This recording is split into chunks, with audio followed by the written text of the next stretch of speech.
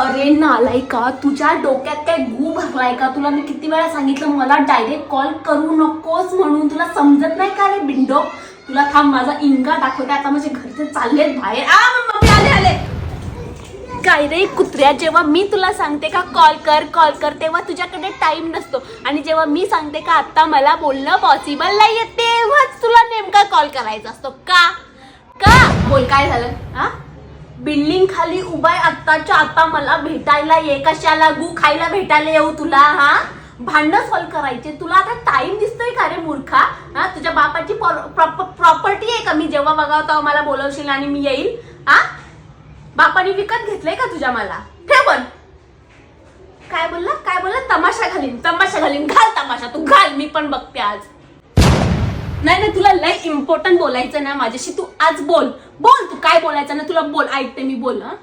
काय बोलला? 14 तारखेला आपण आपल्या रूम वरती भेटूया. कशाला? गू खायला भेटायचंय? 14 तारखेला काय? Valentine day. व्हॅलेंटाईन वीक होऊन गेला महाराज. एक रोज दिला ना तू, रोज भिकारी मला. आणि व्हॅलेंटाईन डे ला घरी बोलवते. कशाला? फोन ठेव कुत्रा साला.